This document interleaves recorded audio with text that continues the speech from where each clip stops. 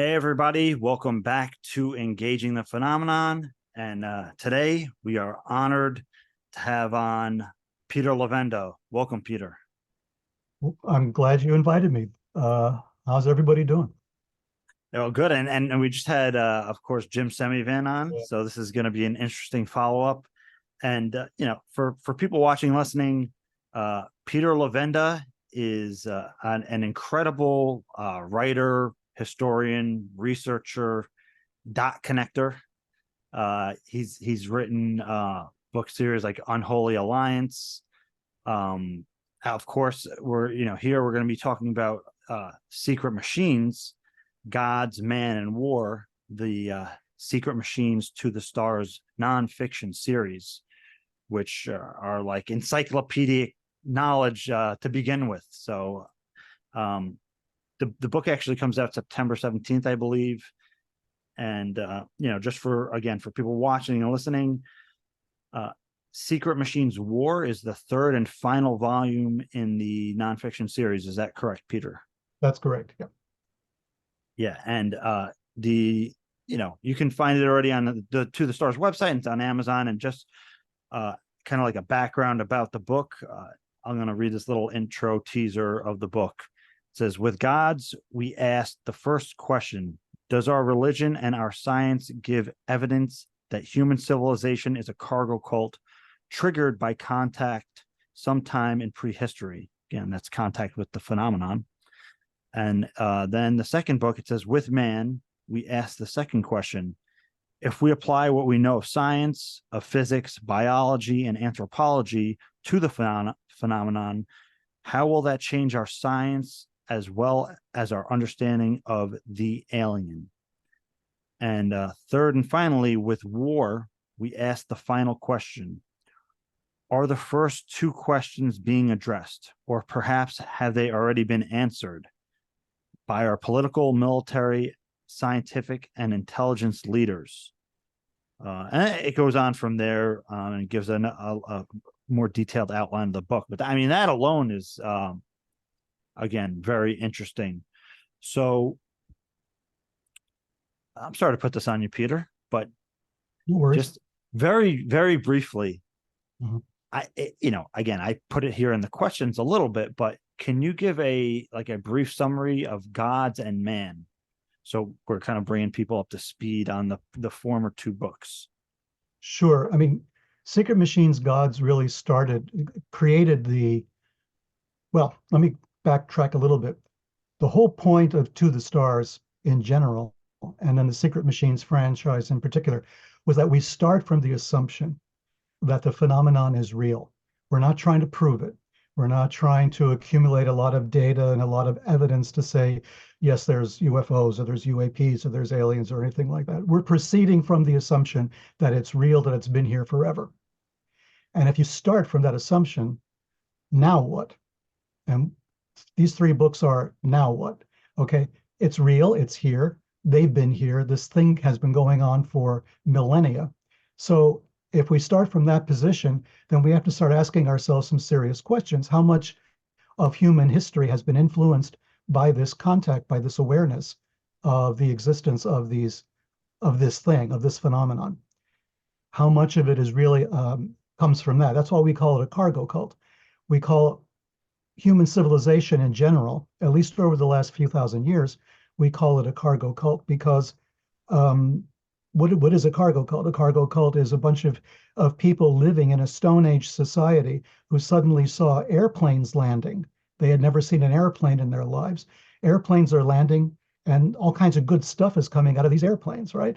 All kinds of supplies and ammunition and building materials and food and all the rest of it. So the Stone Age people, and this is in the South Pacific region, they started building landing strips. And the idea was to coax these things from the sky to land there and give them good stuff, right? And that's what created the cargo cult. Cargo because of the cargo in the planes. So what we're saying, what we're introducing is this concept that maybe our entire civilization is nothing more than a cargo cult, that our science and our religion are both part of this cult, that we've just lost consciousness of that evolution over, thousands and thousands of years. But our science wants to do what? Our science wants us to live forever, to defeat diseases, to be immortal, and to travel to the stars. And our religions are promising us basically the same thing. You're going to live forever. You're going to be resurrected. You're going to go to heaven and all the rest of it. The religion and the science are really two aspects of the same evolutionary process and the same goal, the same desire in human beings to do this. So we said, let's start from there. Let's look at religion and Sekret Machines gods. Let's look at all the various religions and how they've handled this particular idea, and how they promised immortality, how they sought immortality. The pyramids in Egypt, and various different religions in ancient Sumer, and their ideas about creation and about the underworld and about resurrection. All of these concepts, what motivated this? What was part of this? What are the common factors in all of this? What is religion trying to tell us? So, and how do they describe lights in the sky? How do they describe the phenomenon? Is a lot of what we see as religious texts, are these really actual people talking about something they saw? The famous, first chapter of Ezekiel in the Bible, right? This bizarre phenomenon that the prophet Ezekiel witnessed at the banks of a river in Babylon, this thing flying in the air with faces and lights and all the rest of it. Was that a UFO contact? Was he trying to use the language of his people at his time with their level of scientific sophistication, trying to describe something like that? One of the things that has always struck me, and it's something that's always in the back of my mind, I'll be outside wandering around, as I usually do, and I will hear an aircraft. I will hear a plane, and you will look up, and that plane can be tens of thousands of feet above the earth, and it's making a racket, right? It's making this loud noise, and it could be a propeller aircraft, it could be a jet, doesn't matter. You hear it. And I always thought to myself, the UFO phenomenon does not have that. When these things are sighted, there's no sound. What if you're living back in ancient Sumer or ancient Egypt, and you're wandering around, and there's a craft in the air, and there's no sound, right? It's soundless. It's just there, and it shows up, and it's weird, and you're trying to point it out to someone else, but by the time you can do that, it's gone. If it made a lot of noise, everybody would hear it before they saw it.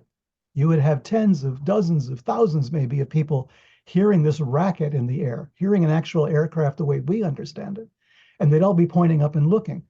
But the fact that it's quiet means you only really notice it if you happen to be looking up at that time, right? So you have these scattered stories of these contacts. And then you have scattered stories of abduction or close encounter experiences.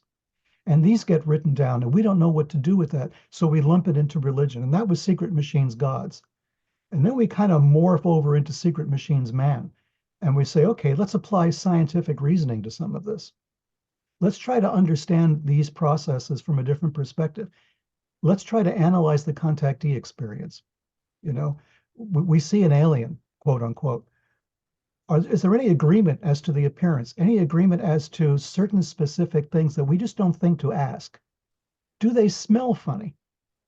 It's a kind of a weird question to ask, but let's face it, nobody notices, nobody mentions a smell. Now you meet a human, you might smell them. It depends on their hygiene. If you see an animal, you might smell them as well. There's certain smells associated with organic beings, but there's no smell necessarily associated with an inorganic being.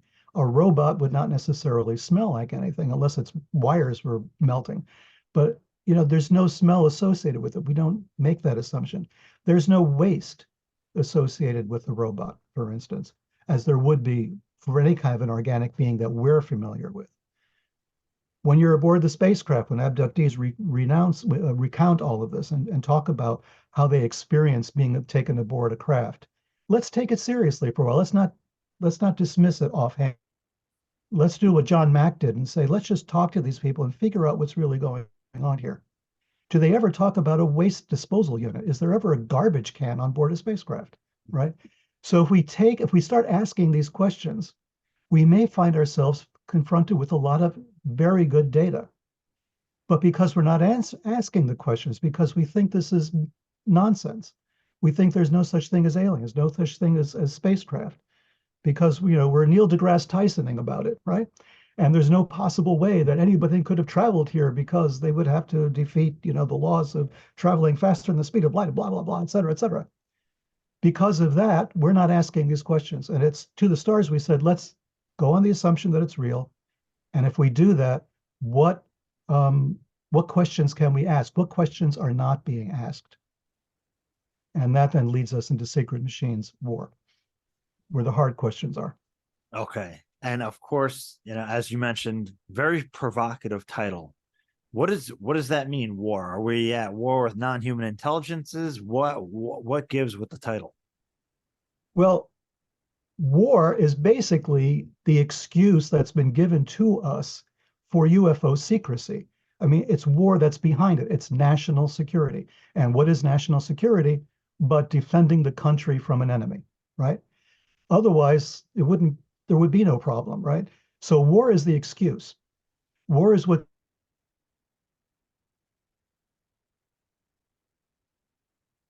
and then our society is secure. We can't talk about these things. It will cause disruption. Or we may be revealing military secrets to the Russians, to the Chinese, to the Brazilians, to the French, God help us. We might be doing something that, that was going to endanger us.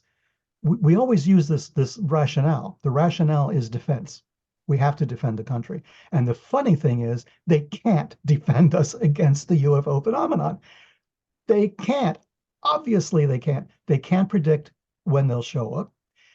They don't know where they come from, so we can't actually go and invade their territory. They can screw with our military at will.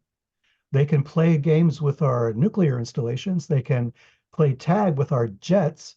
They can come up out of the water and go back down, and we can't find them. So obviously, we can't be defended against this. So we're asking some questions about war, conflict, conflict resolution. We're asking about serious questions about colonialism, because if this is a problem, if there is a civilization, what I call in the books the kingdom of the sky, or the government of the sky, if there is something like that at work, then are we in danger of being colonized? Have we already been colonized? And what do we understand about the process of colonization? We don't want to look there because we've all been guilty of it. All the European countries have been guilty of colonizing other countries. We've been guilty of colonizing. We've been guilty of extending ourselves into foreign countries. And there's a history of the whole world of colonization and enslavement of other peoples. But we don't want to look too close at that, right? Because it's too political and it has too many issues, and we don't want to raise all these issues. From our point of view, we have to raise these issues because this may be where our defense lies. If there ever will be a point at which they land on the White House lawn, we have to be prepared for this. It's not going to be Klaatu, most likely. It won't be Michael Rennie, right? Telling us, be nice, guys, or else, we're going to have Gort come and settle your problems. It may be something far more insidious or not. The problem is we don't know because we're not asking the questions. Let's ask the questions. How do the Russians handle this? Interestingly, they had their own way of handling it. How do the Chinese handle it? Well, they're freaking out for their own UFO sightings, right? How's Brazil handling it? How's France, England? How are all the countries in the world who've had sightings? And that's, let's face it, most of the countries, if not all. How are they handling it? How have they handled it historically? And how are they handling it now that they have scientific information? Now they have a digital network to use and to exploit. They have artificial intelligence coming up. They have a cyborg, and robotic sciences developing. How are we now addressing this problem with all the new information we have about our world? How are we defending ourselves against what might be a threat from another world? And we have to take it seriously. We don't have to say it is a threat. We're not insisting that this is an imminent danger. But people who do this for a living are freaking out over the fact that we have no control over our skies. Not really. We seem to have control over our skies against other humans. but we have no control over our skies against the phenomenon. And where do we go from there? I think Jim said it really good in the interview you did with him. He talks about something being indigestible. Yes. And I love that term because it says so much. It's a perfect term. What is something that's indigestible? Something that cannot be assimilated by the body, right? Something where the nutrients can't be broken down. There's an alien substance that you've ingested that now you cannot digest, and it's sitting there like a lump, right?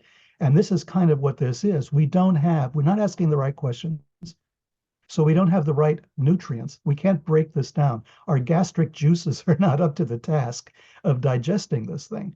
So what we need is a different kind of gastric juice. What we need is a different kind of method of going after this. The methods we have now are not working. And what would be indigestible? Think about it for a second. If you're in the defense industry, or you're in the IC, you're in the intelligence community, what would be indigestible to you? What would that be? It wouldn't be like a military threat from Russia or from China. It wouldn't be anything like that. What would be indigestible? Sit back and ask that question. Just think about it for a while. If you're in that position, what can't you digest? What threat would be indigestible? And I often think about these psychological films, these psychological horror films.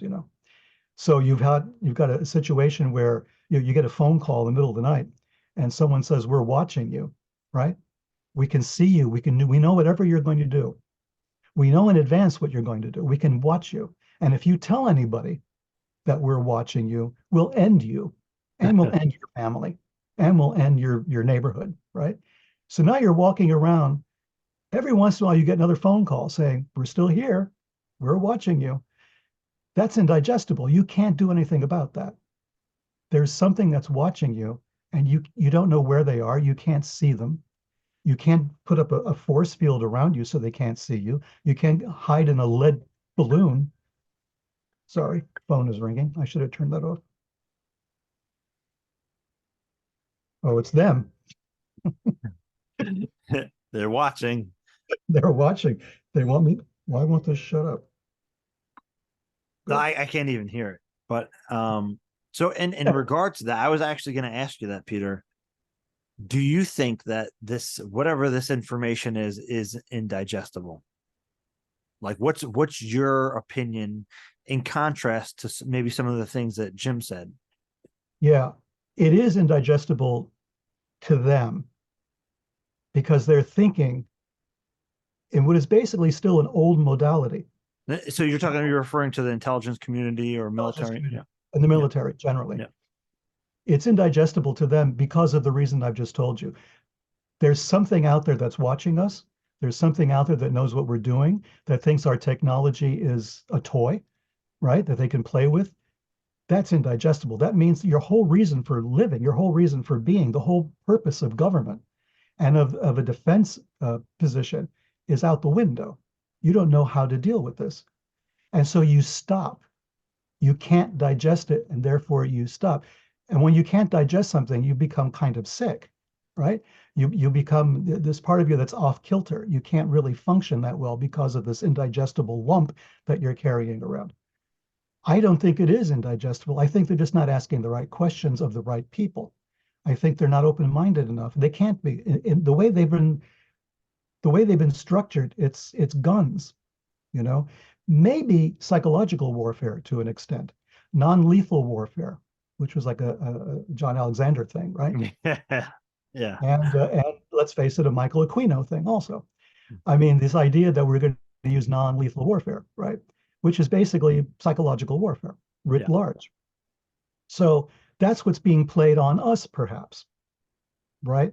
And we're going along with it. But played on us by the phenomenon? By the phenomenon. So we're not going to go and we can't disclose because the phenomenon is saying, "I'm watching you, you bastards. You better not disclose," right? So you're doing everything, you're tap dancing as fast as you can. And now everybody around you is talking disclosure. Everybody around you is talking about UFOs and UAPs and all the rest of it. And there's, Dave Rush, and there's Arrow, and there's Sean Kirkpatrick doing his thing. And everybody's tap dancing around this. And there's Congress. Some of them are saying it's demons. Don't even talk about it. Others are saying this is a national security situation. How come we're not addressing this? Everybody's going crazy. And there's somebody in government going, this is indigestible. We cannot talk about this. If we talk about it too much, they're going to come and deal with us in some way. Now,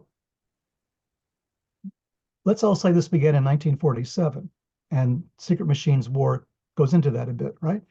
1947, we had Roswell, we had Maury Island, we had Kenneth Arnold, right?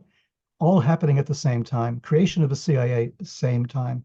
Separating the US Air Force from the Army at the same time. It's all happening at once, right? This is all exploding at that same time. From 1947 until now, we've gone through different kinds of administrations, liberal and conservative, and crooked and not crooked, and all we've had everything. Why is this a constant?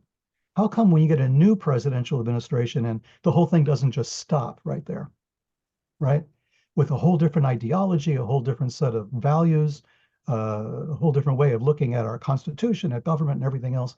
How come no one has come out from those administrations and said, yes, Virginia, there is a UFO? How come it happened kind of accidentally, right? In 2017 in the New York Times, right?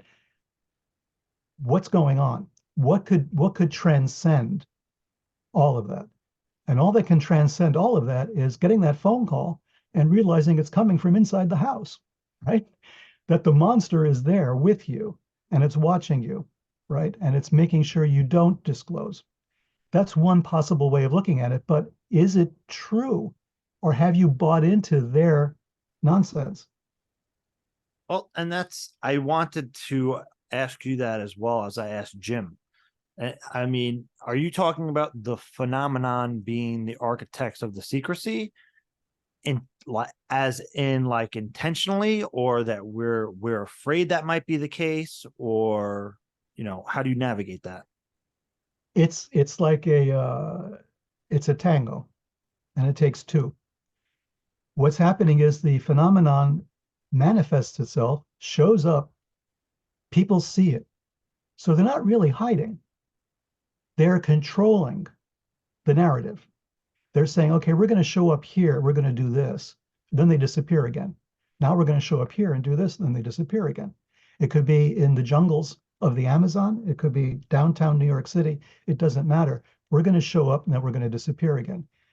It's this peekaboo thing that they do.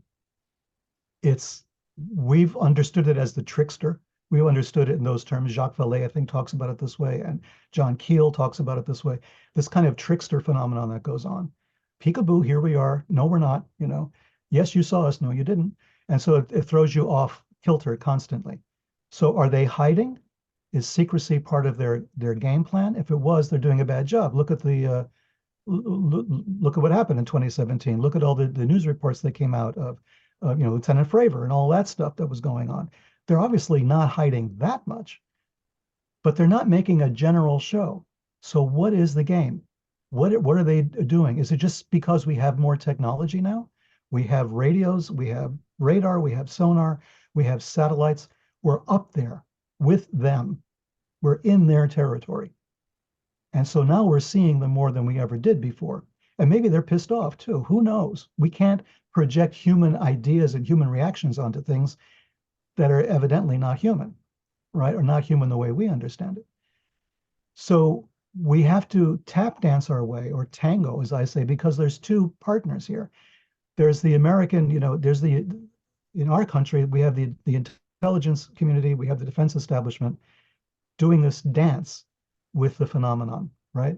And it's really like a tango. You don't know really who's controlling it, who isn't. Is this a romantic relationship in a sense? Do we want that phenomenon to exist? Do we want it to be out there so that we can come up with ways to defend the country against it? Is this like the ultimate gift to the defense establishment, right? As some people insist, oh my God, you're going to get all this money because there's UFOs, right? The alien is going to attack us. Is this like a gift for us? Are we looking at it from that point of view? This is great. We don't have to worry about communists anymore. We have to worry about Islamic terrorism. We have to worry about this or that. There's aliens, and nobody has a monopoly on that. We can't blame other humans for it. It's just aliens. So all of our problems are up there. That's like an excellent way to build up a defense establishment with unlimited abilities, right? Because we don't have the technology yet. So we need more technology. We need more technology. So all of this has colored the problem. It's made it so confusing that the rest of us cannot handle it. Congress can't handle it. The IC can't handle it. The military can't handle it. Nobody can understand it because there's too much nonsense. The noise is incredible. And why? Because we don't yet understand conflict. We don't understand the reasons for it. We participate in conflict automatically, unconsciously. There's no way that we have to deal with conflict except to fight back, right? Or maybe to build bigger and better bunkers so that no matter what they throw at us, they can't get at us. And that's why we started asking these questions in the very beginning with gods and then man and now war. We're saying, wait a minute, can we look at this whole process from a different perspective? Can we see what other countries are doing? How do they view it, right? Obviously, we had for many years this fear of communism. Communist countries didn't have a fear of communism. They were already communist. So what were they afraid of, really? Were they afraid of American imperialism, quote unquote? Possibly. That didn't seem to be their reason for being. It wasn't China's reason for being. They didn't much care. As somebody did a lot of business in China in my lifetime, to the Chinese, America was kind of out there. Yes, they were sometimes an enemy, but we kind of also admired them. We liked their technology. We liked their money. We don't like their ideology. It was very confusing ideas about America. The world is full of different perspectives on this. Ours is not the only one. So in Sekret Machines War, we said, what did the Chinese do? How do they approach this? What do the Russians do? How do they approach this? The Russian approach was very interesting. You know, in some cases, they kind of waved at the UFOs and tried to communicate with them using sign language, right? And they responded. According to Russian government documents, there was a kind of a communication set up between the two of them, right? In our case, we just want to blow them out of the sky, right? But in Russia, they said, well, we can't. I mean, they show up. I mean, maybe they're American. That was the first reaction of the Russians. Maybe these are American craft, drones that are sent to spy on us. But the technology was out of sight. So they began to warm up to the idea this was something else. How do you deal with this? Is this a threat? What if we just say hi? What happens? What if we just say hello and not try to shoot them out of the sky, right? And when do they show up? We can plot when they show up, the Russians said. Every time you do a big military maneuver, they show up. So, okay, let's fake it. Let's fake a big military maneuver and see what happens. And sure enough, they would show up. That told us a couple of different things. One, they didn't know it was a fake military maneuver, right? Why, how come they didn't know that? They seem to know everything else, right? Or maybe they did know that and they're just playing along. We got to follow this further. More experimentation needs to be done, but they did show up. You could plot it. You could make them show up. Are we aware of that here? Is our establishment aware of that? Can they make these things show up? Maybe they can. Maybe you send a couple of destroyers or a couple of aircraft carriers out into the Pacific somewhere and fly around and then see what happens, see if they show up, right? What attracts them? Are we in the beginning of understanding a kind of a relationship with them, a symbiotic relationship with this phenomenon? And that brings us to the next chapter of this. What role does consciousness play in this whole conversation, right? Because we keep hitting up against this wall, this indigestible aspect is consciousness. It's the one thing our establishments do not study, don't even really take seriously, except in terms of psychological warfare. But we don't really break it down into how can we understand consciousness and thereby understand the phenomenon? What is our role? How do we use consciousness studies to approach this? How do we use psychology, philosophy, religious studies, all of that stuff? Don't they have a piece of the puzzle? Can't they help us to understand this? And this is the thing everybody hates, right? Because especially here in the West, we put things in boxes. We categorize everything. Everything's in a separate category. You mix consciousness studies in with the UFO phenomenon and you lose half your audience right away. They want to see a dead alien or they want to see a captured UFO. They want to see, show me a dead alien, show me the saucer. Don't talk to me about consciousness. Don't talk to me about this because that's squishy. It's soft science. We can't really use it. We can't rely upon it. We can't rely upon what's discovered. That's not true. We can, but we have to approach it the right way. We have to approach this, quote unquote, scientifically, but we can penetrate into this. We can understand that a lot of what we see as the UFO phenomenon is not taking place out there. It's taking place in here. Well, There's a and lot of it here. I mean, people have different eyewitnesses, see different things, hear different things, as they always do at every crime scene. But they all agree on one thing: a crime was committed. And it's the same thing with the UFO phenomenon and the contactees. They're not going to match what they've seen, but they've seen something. An event took place that they were witnesses to. and I've seen that happen personally on a number of occasions. While doing maybe something I shouldn't be doing, according to Tom, Uh-huh. which is the inviting a kind of a close encounter, right? Where people are human initiated contact events or CE5 and that kind of thing. And I've had a number, including daytime sightings, where this like ruby red object came in, and I saw it as almost a sphere, and the person that was with me saw it almost as a triangle, and they actually drew out exactly what they saw, and the color was exact, but the shape was a little different. But nonetheless, that theme is something Jacques Vallée has written to a lot. And one thing I'm interested in is how, Peter, or do you and To the Stars, or the Sekret Machines kind of ideology or philosophy look at how do you reconcile between there seem to be craft that are physical, you can record them, there are allegedly recoveries of these objects and bodies, with the metaphysical or psychic component, is something that was addressed in Jacques Vallée's UFOs, the Psychic Solution. So how do you reconcile between the seemingly physical objective manifestation and the psychic or metaphysical component? I'll give you an example.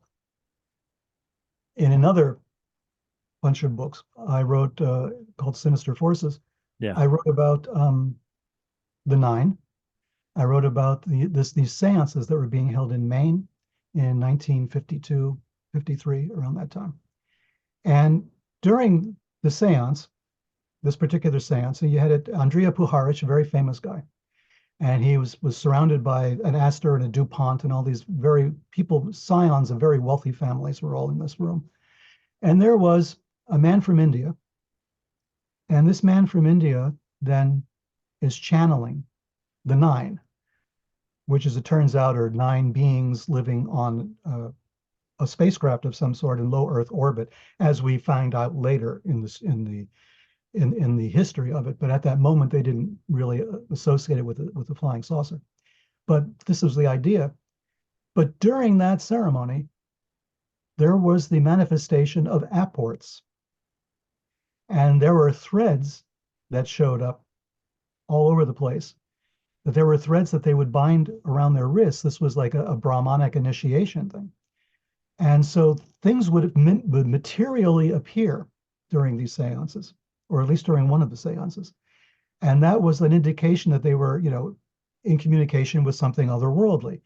The idea of an apport, you find that in different cultures, but you find that a lot. It's from India and the subcontinent in general. You'll find ideas about the apport, material things that come in to being. They're physical and they're tangible, and then sometimes they disappear after they've been tangible for a while. Now in the West, we say, well, that's just stage magic. This was somebody trying to fool somebody. This was a sleight of hand or something. But this was a guy Dr. Vinod, who was very well known, very well respected in India, had come to the United States to give speeches at, I think, a world religious conference. This was somebody who was kind of a respected guy. He wasn't running around doing stage magic. This was something that was believable, that was part of the culture, and the apports appeared. So there are physical manifestations associated with the phenomenon. And we talk about, well, there's bodies and there's aircraft, and then they disappear. We don't have them. The military says, well, we got them, we take them somewhere. Well, where are they now? Are they still there? Are the physical remnants still there? Or is one of the indigestible things the fact that they're no longer there? They had them for a while, now they don't, right? Is that indigestible? Because that would be indigestible to scientists, to military people, to the intelligence establishment, to have a dead alien on a slab 1 minute and to have that alien missing the next, right?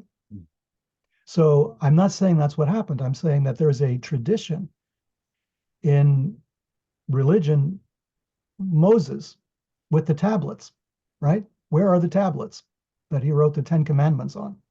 Where's the first set that got broken, right? He had one set of tablets. He got mad. He threw them down, although God had evidently written on them. And he threw away those tablets. And he had to go back up the mountain and get a second bunch of tablets, right? How did that happen? What was that all about? What are they trying to tell us with that? Is there a hidden story there that we're not picking up on about these tablets that keep showing up and going missing, like the Ark of the Covenant, right? Which allegedly had the tablets in there, which now everything has disappeared. Another apport, another thing that's gone. We built the Ark with human hands, but then there was something mystical about it, something otherworldly about it. If the wrong person touched it, they got sick, they died. I mean, all this weird stuff happened with this physical thing, and then the physical thing goes missing, right? So there's a tradition. I mean, in Tibet, there's the tradition of the terma and the terton, right? So you have, mystical books that disappear and that reappear later, hundreds of years, if not 1,000 years later.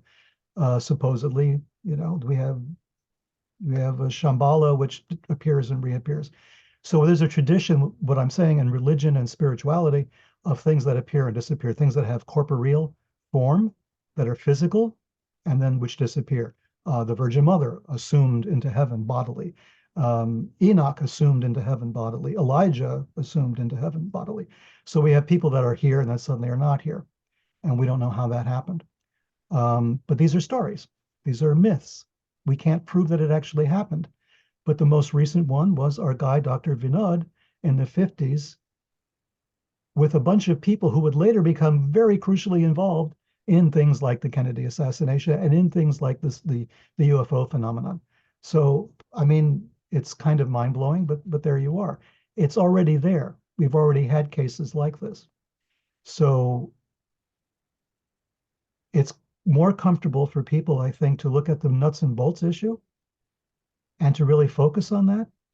But the more they focus on it, the more that thing disappears in front of them. The more they think they've got a handle on it, then it turns into smoke. They think there's a nuts and bolts answer to it. They come up with all kinds of wild theories of warp drives and everything else trying to account for these things. But then it turns into smoke. They can't get a handle on it, right? So this material manifestation thing is really tricky. I saw for the first time in my life a few years ago, I recounted it before, I believe to you as well, one of our interviews, I saw a triangular shaped UFO, right? I had never seen a UFO. I mean, I had been involved with To the Stars and everything else. Everything's going along fine. I had never seen personally a UFO, but it didn't bother me because the evidence that they existed was overwhelming. And then I see one, and the thing doesn't make sense, right? It seems to be huge. It seems to be right over my car. It's not making a sound. It's got lights. I sense that it's there. I can see the lights coming. I think it's a helicopter. Obviously, it's not. There's no sound. Again, the whole idea, the fact that there's no sound. If it had made a lot of racket, everybody would have seen it, but there's no sound. And I look up and I'm staring at it, and I still don't know what it is. I still can't understand I'm looking at a UFO, right? My mind is coming up with every possible explanation for it, like automatically, as if I had keyed it into a computer and it's spitting out possibilities. When I finally realize it's a UFO, it's too late. It just takes off and disappears and it's gone, right? From point A to point B, and it's gone. And it's like, whoa, I just saw a UFO. And I had my phone, I could have photographed it or something. No, of course not, because it took too long. And here I am, trained in this, right? Writing books about it, talking to people about it, and I get this chance to do something, and I lose the opportunity. This happens more often than we'd like to admit. It happens, I think, to a lot more people than we know. That's the problem. And they won't discuss it later. I have a forum so I can discuss it. But if I was just like an average person who's not really in the business in a sense, and I'm living someplace else and I could tell maybe my family, maybe, or a neighbor, it would die there, that story. And so many these UFO stories have died that way. There is a consciousness aspect. And there it is. There was this consciousness, my meeting it was a moment in consciousness. And I saw a triangular shaped craft with lights in the corners. And, you know, I wasn't prepared for it. I wasn't, to me, I grew up in the 50s. It's Klaatu, and Gort, Yeah. It's not triangle. The triangle thing was it's like a, one of the many ways that these things show up. But if I were to say I saw a UFO, I would think saucer right away or something like that. No, it was a boring triangle with lights in the corners, and it just hung there and then left. Um, my point is the consciousness aspect is critical if we're going to try to understand these appearances, these things, because as I mentioned before, in the Fravor case, on those aircraft out on the Pacific, you know, they didn't know what their CAP was until the last minute when the computer spit it out at them. And yet the alien craft were waiting at that point in space, in the sky, over the Pacific Ocean, waiting for the jets to show up. So they already knew in advance where their meeting point was, right? Go back and look at that case. The freakiest thing was not how many they saw or the weird, uh, physics-defying maneuvers that they undertook. The weird thing to me, the key point to me, was that these craft knew in advance what a computer was going to tell the aircraft where to meet. And they got the report from the ship saying, "You're not going to believe this. They're waiting for you at your access point. They're waiting for you there." How the hell did that happen? Nobody focuses on that aspect because that's the consciousness aspect. That's like the ESP, I can read the minds of computers aspect of it. That's the Twilight Zone stuff. These people knew, these things, this whatever it was, knew exactly where the jets were going to assemble later. They knew in advance and were waiting. How the hell does that happen? And you have to take in the machines that they saw because they recorded them. They saw them on FLIR, they saw them on infrared. And you have to also accommodate the consciousness aspect because they knew in advance where these people were going to show up, where the jets were going to be. So both of these things go together. It's the consciousness aspect as well as the nuts and bolts aspect. They're going together, and we are not set up for that. We don't believe that's possible, and that's our problem. There's this problem we have getting to that point, getting over that hump, because we'll have to start believing that maybe machines are conscious, right? Are we on the verge of doing that? Are we going to create, conscious robots? All that science fiction stuff that we generally try to ignore? Are we on the verge of that kind of an understanding? Do we need that understanding to understand the phenomenon? We need more people asking more questions, and they're not doing it yet. Well, and in regards to that, what do you think the nexus point is for what we consider magic, aka I guess you can say consciousness, and technology? Yeah, well, magic is a nexus point. I mean, I hate to use that word magic because everybody has different ideas about it, Right, but right. um, you have to be very specific and you have to have context for these kinds of discussions because everybody brings their own understandings to the table and it can get very confusing really fast. But for me, I see magic as I've always written about it before, as a spiritual technology. To me, magic is a technology. We're calling it magic because we're poo-pooing it, we're downplaying it. We have to go back and look at this again because the whole point of magic was to make contact with these forces. There was a belief that these forces existed. They call them all different kinds of names. In Islamic mysticism, they're the jinn, and they're not necessarily bad, right? So a jinni can be, can be a Muslim. I mean, they have children, they have procreation, they have all of this. There are stories about the jinn procreating with humans. And we have that, of course, in the Jewish Bible as well, with the sons of God and the daughters of men. We have all kinds of stories about this happening, about these abductions taking place. We have systems of magic that were based on these stories, taking them as literally true and trying to find a way to decode the code of trying to understand how this system works. So they would make up elaborate maps and drawings and try to figure out, is there a way we can apply mathematical understanding to this? So you had, what we call now numerology, which was a bit more sophisticated than that.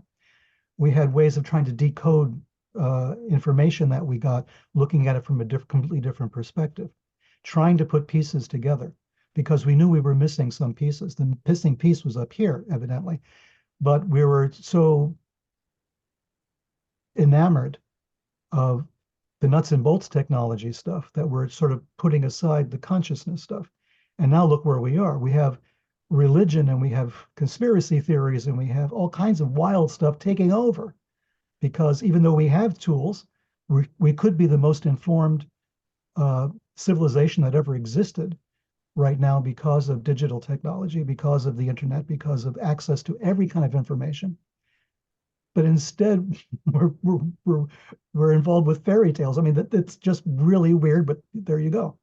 So what is magic then? Magic exists in that place between all the information, all the data on the one hand, and all the weird conspiracy stuff on the other hand. It's in the middle. It's trying to understand how that works. It's trying to understand how, well, it goes back to Sekret Machines gods. That's where the magic is, right? There was a point at which we tried to formulate ways of communicating with these forces. But when science came along and during the scientific revolutions of the 17th century, 18th, 19th centuries, we started losing that connection because technology was dazzling, right? So the idea of a Renaissance man went out the window. We didn't have that anymore. You couldn't be really well read on everything anymore. That was too late for all of that. So you need, proxies. So we have artificial intelligence. We have all this other stuff that's supposedly doing the work for us. But there's one thing artificial intelligence doesn't have, and it doesn't have the unconscious. It doesn't dream, right? There's an aspect of AI that we cannot make it happen because we're still in control of it. We're controlling the dreams of the robots, and that's not a real dream, which means it's not real consciousness yet. So there are people who will argue with me and saying, well, yes, machines are conscious the way you define consciousness. I don't think so. I think there's a missing piece, and the missing piece is in what we call magic. So, for instance, a friend of mine, Marco Visconti, and I were going to have a gathering at Joshua Tree in California in February next year. And Joshua Tree is a funny place to have it because that's where I used to go for the contact in the desert stuff, right? It was Right. always... Yeah. So that's the only way I ever knew Joshua Tree was because of contact. And I was invited to give speeches there, give presentations and stuff for a number of years. And it's a wild place. It's a fascinating place. But I always felt that this consciousness aspect was being ignored. People would either talk about, wild stuff about, space programs involving traveling to Europa and, intergalactic federation contracts and, stuff like that I just could not get on board with, or they talked about the nuts and bolts thing and everything else was nonsense. And so you're in this twilight zone. I lived in this twilight zone where, there was the nuts and bolts guys over here and some really far out stuff over there. And I'm trying to walk the middle ground here and say, look over here because there's something valuable here. But when you bring up magic or you bring up occultism in general, of course, that's a red flag. Nobody wants to hear it, right? It's Satanism or you're devil worshiping or it's this or it's that. So in order to get past all of that, Marco said, why don't we just try the celestial ascent stuff? Because that's rooted in religion. It's rooted in Judaism. But at the same time, there's celestial ascent in Christianity and in Islam. And of course, in Tibetan religion and in Buddhism and India and all over the world, we have celestial ascent. Let's focus on celestial ascent. That could be the key to understanding the phenomenon. Celestial ascent is going from the earth to the heavens. So it's very simple. It's a very basic thing. It's not a CE5 kind of thing, really. We're not sitting there, trying to summon aliens or spacecraft.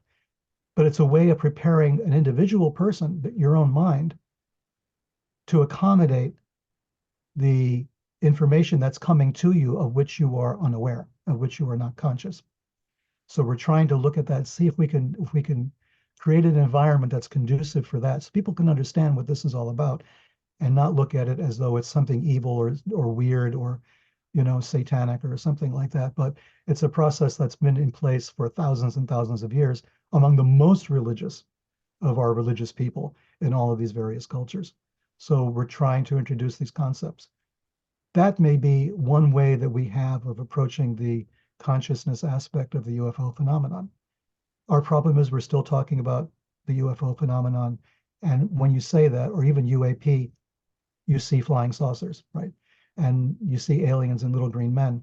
And that is so strong in front of us, we can't get past it to see that there might be something more interesting beyond that. That's a cultural thing that we've thrown up against this experience. Because in ancient times, they didn't see saucers and they didn't see little green men. They may have seen divine beings, they may have seen light beings, they may have seen evil forces. In the Bible, it says, when well, we had Isaac and we had Jacob and we had Jacob's ladder, and Jacob wrestling with an angel and saying, this place is terrible. Terribilis est locus est, right? Terrible meant more than terrifying. It meant more than evil. It meant scary, but it could be scary in a divine way, because you can't look upon the face of God according to Jewish religion, right? Even Moses didn't see the face of God. And you couldn't look on the face of Moses, who had seen God, because Moses' face was shining and bright and like a kind of radioactive situation. So you had to look at Moses through a veil. I mean, all kinds of wild physical phenomena associated with the spiritual phenomenon is the point I'm trying to make. So let's go past it. We've been throwing up all this stuff on top of the phenomenon, and people still want to talk about alien races, and that's fine. I don't have a problem with that.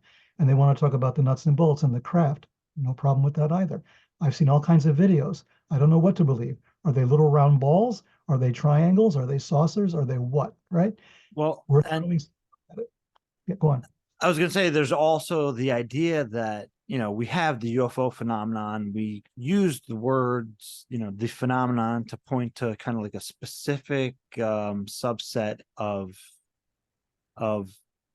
this kind of broad spectrum of phenomena, right? Right. And we're, in our modern culture, the idea of the phenomenon is kind of, between imagination, Hollywood, people's genuine experiences, perceived interpretations, communications with non-human intelligences, is that, when we're talking about the UFO phenomenon, again, we're talking kind of about flying saucers, talking kind of about possibly aliens or extraterrestrials and that kind of thing. But, there is also a kind of idea that, some of these entities, the UFO phenomenon may not just be one overarching intelligence, right? Right. We might have some aliens or crypto terrestrials or ultra terrestrials, and we might have some light beings and what we would consider non-corporeal or non-physical entities as well. And it gets confusing because you can even have one experiencer like myself or plenty of other people who have experienced the different levels of these phenomena, and you don't know where one starts and the other begins. Sure. So, that makes the conversation even more complex. Is that we may have maybe these different non-human intelligence races or entities, and then we might have what we would consider metaphysical entities as well. But what is interesting is that they all seem to, in some way, intersect with the consciousness aspect, whether it's like an alien, right? Like what we could assume is either like a biological android or even an actual biological non-human entity. is communicating telepathically or using some kind of advanced psychotronic. And then but you'll also have maybe a light being. Maybe it'll give you a different feeling, sense, right, of connection and all that stuff, but it's still using this kind of consciousness modality to interact. So I mean, with all that, it makes the conversation a little more complex. So, which is why the magicians of the past, number one, they kept records of their experiences. And then number two, they created templates. They created a kind of pictures of reality. And they tried to slot these things into these pictures of reality, these diagrams of reality. They understood that there were angels and demons, and there were gods, and there were forces of the elements and everything else. So there was a multiplicity, right? And some were benign and some were not. And so they tried to map it out. They actually went to figure out how it worked. They didn't come up with assumptions. They didn't assume that these were aliens, for instance. The concept didn't exist. So they come up with different explanations for it. We're saying aliens now, and that's probably absolutely the wrong term to use. Maybe in 20 years, we'll find out differently. right. The crypto-terrestrial thing is very fascinating. I mean, the crypto-terrestrial thing is something that we've been living with on this planet since recorded history, as far as we know. There have been recorded instances of sightings of interactions with crypto-terrestrials, not just Bigfoot, or Yeti, but all kinds of odd beings, Mothman, for instance, in West Virginia and places like that. So you've got a whole history of that as well, which could be slotted into a general image or a cosmograph of reality in which you start putting these things in. But you touched on something too that I wanted to make sure I didn't forget to mention before we go much further. And then as you talked about telepathy, one of the things that we find as a recurrent phenomenon with contactee experiences is that when they are confronted with an alien or whatever it happens to be, the communication is telepathic.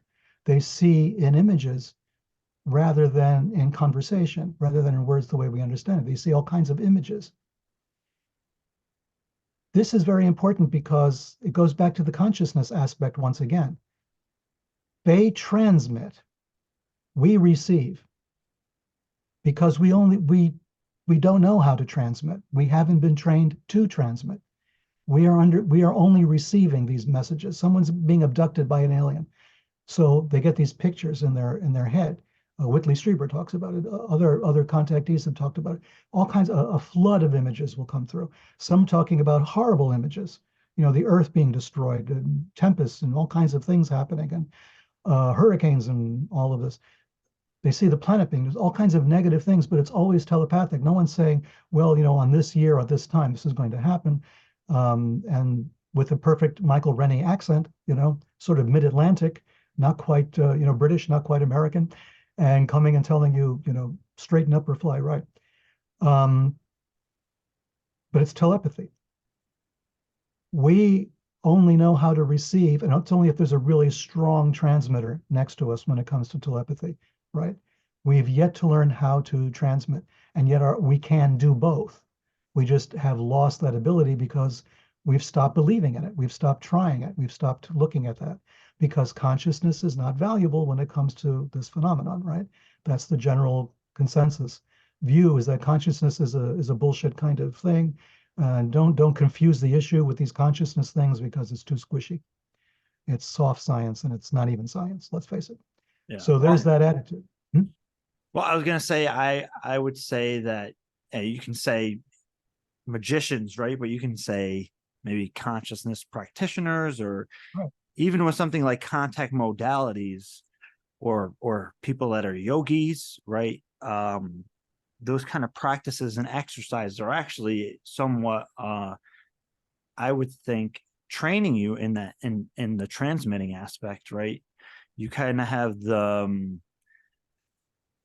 yin and the yang. So you have kind of like the Eastern receptive meditation, where you're more of an open receiver, but you also have a very, the East does have it too, but in the West we seem to be very assertive. So we have that kind of like tantric transmission kind of aspect. So I think, maybe even something like contact work, contact modality, CE5, you're actually training that transmission ability, and working with the receptive kind of Right. thing.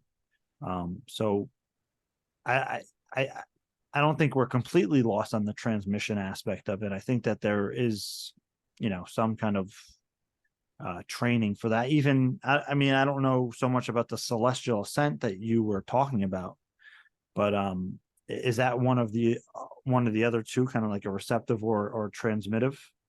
Sure. The whole point about magic, look at it from the point of view of depth analysis. Let's look at Jungian analysis, for instance. If you're going to a Jungian psychiatrist, you're going to lie on a couch and talk about your dreams, right? You're waiting for the dream to show up. So you have something to tell the analyst. So the analyst has something to analyze. And it's a passive process. Magic turns that on its head. Yeah. Magic doesn't wait for a dream. It goes where the dreams are, right? It goes in there. It's a deliberate approach. Celestial ascent is the same thing. It's very similar to that. Celestial ascent says, okay, there's heaven up there, there's earth down here. But how do we get from point A to point B? How does that happen? How do we get this consciousness? And it maps it. And it's surprisingly similar across disciplines. Right. Even the number systems are surprisingly similar. They talk about 7 steps that you have to go through, right? And at a certain point, there's this horrible like barrier that you have to get through. And it's got to be done. Again, this is all a consciousness process. And it has to be done by saying the right words or understanding what you're looking at. You can't understand what you're looking at unless you've been prepared consciously ahead of time to know what is truth from falsehood, right? What is real and what isn't real.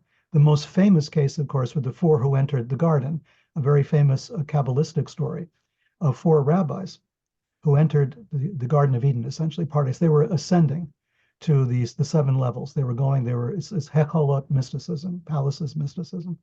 So they're trying to reach the ultimate, the last stage, right? But at a certain point, they're told, be careful. You're going to see something, right? Don't say water, water. Whatever you do, it's not water. You're going to think you're not stepping into water. Be very careful, because your initial reaction will be this fear will take a hold of you. You will look at this thing and bang, you will be knocked right back to earth, right? So there's this idea that although we're talking about magic and we're talking about developing our awareness, becoming transmitters instead of just receivers, there is also a dangerous aspect to all of this. There's also something in there that we're not prepared for if we just try to jump into it willy-nilly. One of the reasons why sometimes hallucinogenic drugs are so dangerous is because they can't unlock that part. And if you're not spiritually prepared for it, it can be maddening. It could drive you insane, or it can make you paranoid and ruin it forever for you, the experience. So there are pitfalls, and the training is to help get through your individual pitfalls that you have as a result of your specific environment, upbringing, and all your experiences in life. So there are these accretions built up around this indigestible thing, and you've got to get through to it, and you've got to unpack that. And once you can digest that, go back to that earlier simile, then we can go a little bit further into this kind of contact that we're talking about. So yes, the celestial ascent thing is a pattern. It's a system. It's relatively consistent across disciplines, and it's about making contact at every level with something that is not human. It's an experience that transforms you at that moment, and you have to get past it, past that gate, as they say, to the next level, to the next level. And it could take a lifetime to do, or you could do it in an afternoon. It really depends a lot on so many factors that's impossible to calculate. But right. And just out of curiosity, I know I don't want to go deep into it. I don't want to give people the impression they can just watch an hour long thing and understand the whole thing, right? yeah, I'm not, but just so people have an idea, what are what are some of maybe the practices and in the celestial ascent? Like, does it involve you said Hakala, does it involve Merkaba too, or both, or Yeah, Merkaba and Hechelot practices are sometimes they're used interchangeably.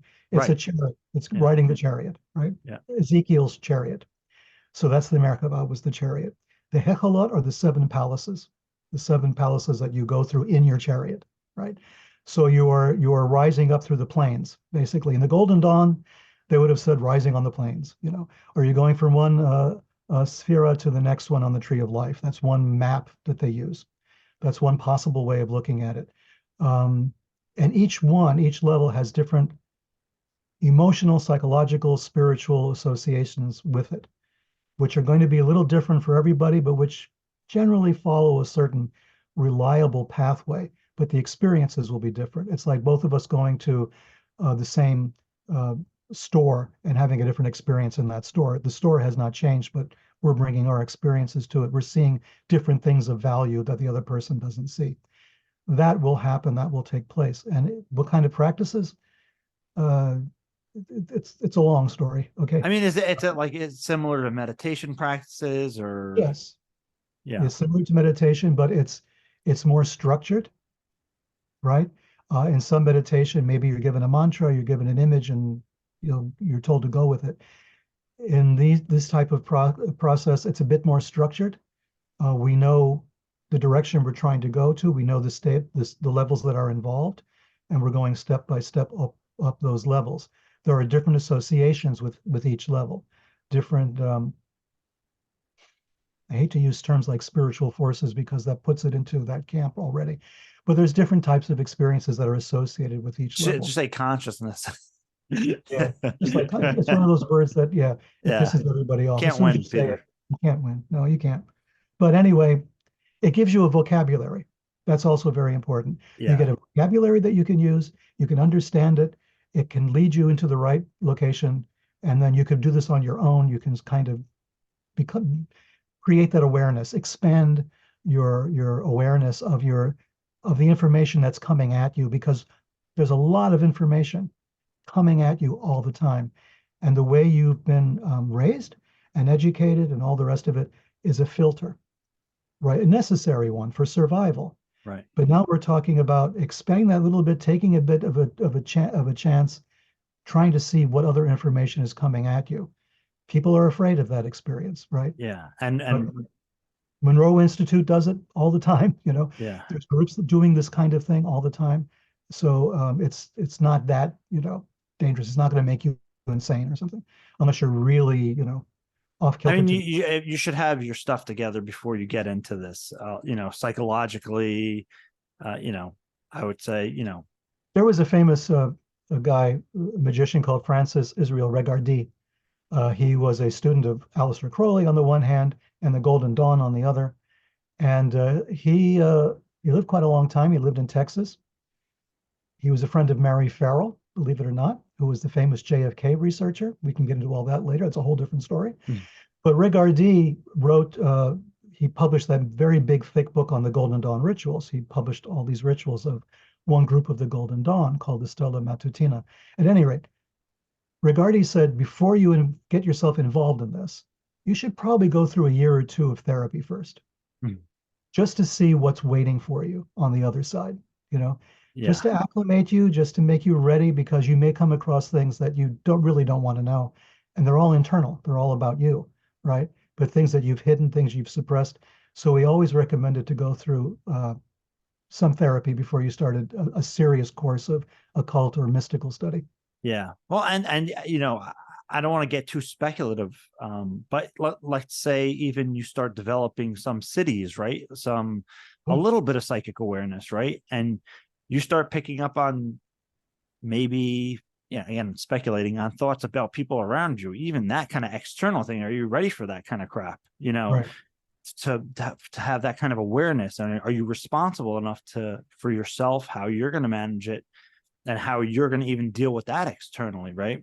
Sure. And I'm actually in the midst of putting together a presentation on something that touches on these kind of things a little bit in the relation to like subtle energy and subtle awareness and non-human intelligences, because like you're saying, we only perceive a bit of information, for survival, and it depends on your attention and your intention. And once you start expanding your aperture of awareness, the stuff that it's already there all the time, right? Right. But once you start expanding that, we get into the realm of non-human intelligence. We get into the realm of non-human entities, right? And if there's some kind of non-human entity or intelligence that for whatever reason you become aware of, and you get maybe some kind of message or information, or you think you do, are you ready for that kind of thing, right? This is, Right. you have to be aware of these things. And that, if you have an anchor or grounding component or stability, it's important if you're going to delve into this territory. So I'm Peter. I hope that this, maybe I can even attend this event if it's not already packed, because it sounds amazing. But I also hope that you guys transcribe it into some kind of book or manual, because it seriously should be. I know there's a lot of different things out there like that, but I would love to hear it from you, just because your writing and awareness is great on these subjects. Well, one of the reasons we're doing this is because for so many years, everything has been either in books or it's been online, right? Right, And there's something missing in classes that are conducted that way. right, But when where you're right standing next to each other, where you're right there, there's a different kind of communication that goes on. And it goes back to what you were just saying. You're building your awareness. But for a lot of people, they're attracted to this type of subject. They kind of think it's going to be like watching a movie, right? It's going to happen yeah, out there. They're going to see it. They don't understand that when you turn on that screen, you're not watching the movie, you're now in the movie, right? yeah, And you don't know your lines, you know, and you don't know the blocking. You got to figure this out on the fly. And that's what this kind of a process is. It's not a passive process. You are actively involved in it. And when you are yeah. actively involved in it, it's a whole different experience. Yeah, what people, or I can say we, in kind of the UFO community, we use terms like downloads to describe certain things. One aspect of a download could be like, if you're doing this kind of in person, which I would encourage people, if you're going to actually engage in something like this, it's good to have that kind of thing, because there are such things as empowerments and transmission from a teacher or from the collective group that is good for protection. I put it in quotes because people are going to hear that word and think, oh, kind of very woo woo, but this is a real kind of thing. And it gets into this realm of non-human intelligences, because once you start getting into that thing, you got to have your kind of like, again, I'm not trying to push the idea like, oh, you have to be afraid of non-human intelligence by any means, but you don't know what you're going to get, and you want to have a kind of strong mentality, but you also want to have your kind of protection game on, uh, just to filter out a negative experience, right? Mhm. And Um, you don't know what your reaction is going to be to an experience that someone else may think is very positive. right, You exactly. will trigger something that you didn't realize was there, and now it's suddenly a negative experience, right? It doesn't mean it's evil. It just means that you, Yeah, you were not ready for it, right? something I talk about sometimes with like contact work or anything like along those lines is like, you could have a a super positive experience, like maybe a light being comes to you and communicates to you that everything is one in the universe or whatever. Now it's real to you. Okay, it's not Right. just this idea about a thing you read in a book. It's an experience, and you touched that non-duality to some extent. It's like Mhm. you might want to just quit your job and say, why am I doing this with my life? Everything's one. I should be Right. chasing spirituality, UFOs. I'm going to move to India, which for some people might be the right thing. Right. But if you have a spouse and a really good career and all that, that could, even this positive experience could send you down a spiral. And for some people, it doesn't pan out. For some people, that could be extremely destabilizing. That's why the approach that I've always insisted that people take to understand what all this is to integrate it. When you Yes. have that experience, integrate it into your life. Don't just sit there and say, oh, I want to do this now and forget all the rest of it. That's not the path, really. The path is where you are now, integrating this experience and expanding yourself, as opposed to abandoning what you've done for the last 30, 40 years, let's say, and do something else. I mean, most of my life in the outer world was spent in the business world. I was in international sales. So I spent a lot of time in Asia, in China. I was one of the first people to, sign contracts successfully in China in the 80s. Did a lot of traveling in South America and in Australia, all over Asia, all over North America, all over Europe. I had offices all over Europe. So, I mean, I was involved in the world, but it was in a different way, right? Because I was involved in the world, but I was not um, completely distracted by the world. I was integrating my experiences with the experiences of being in the world. So it's an enriching process because you're using whatever knowledge that you gain along the way, and you're not abandoning everything else just to focus on this, because that's kind of an addictive road to take, right? You just want this constant reinforcement Yeah. of these experiences, and that's not healthy at all. Yeah. It's No. almost like pursuing the cities, right? It's almost like saying, I just want Yeah. magical powers, This is not what this is about. You integrate these things as much as possible. Ritual can be something that no one else really recognizes as ritual. Something that you do is Yeah. ritualistic because it's reinforcing these things, but they don't, it's not a bunch of candles and swords and robes and stuff. Yeah. You've integrated, you've internalized these processes to the point where when you externalize them, they're not noticeable to anyone else, but you're still getting the job done. You're still getting these things accomplished in life, and you're not taking away from a spiritual path. That's a Yeah. hard thing to do, but it's done by a lot of people. Yeah. And that's the kind of like, I mean, one of a few warnings I would say about psychedelics is people often have trouble integrating, not always, but you know, you could do such a deep dive so fast that if you haven't been prepared or whatever, uh, that you don't properly integrate that, and that can, not lead to the best outcomes always, right? I mean, there's some people that they could just integrate every experience because Yeah. they're just going about it the right way. They have the right preparedness, they have the right mentality, karma, whatever, however you want to interpret that. But just a word of caution on that. But I do hope, regardless of the experience and the experiential transmission kind of aspect of the celestial ascent, that some book comes out of it. Yeah, Fingers could crossed, happen. Peter. Come on, It could please. happen. But I want to come back a little bit to war, because we went on our own kind of like Well, thing we're there, all but about that's what we do. But that. I hope people will see how actually all of the ideas from gods, man, and then war come into this greater kind of cosmology reality that's ever present, right? That we're in, because it really does go to that level. And so, speaking of non-human intelligences, right? I'm interested in hearing your idea, and I'm not sure if this is discussed in the book or not. I missed David Grush's testimony and claims. We hear, recovered craft, recovered bodies, but another one was agreements with non-human intelligences. Mhm. What do you think of that? Yeah, I don't know what to think of it.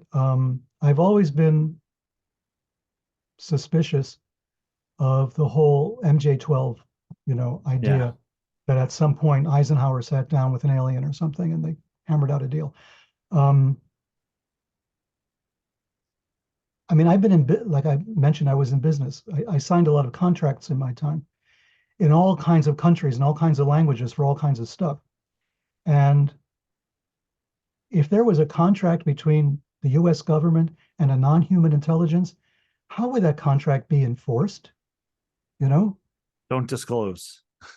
is that it? Right. Right? Right. And I we mean, can, then yeah, we can do what then, right? right.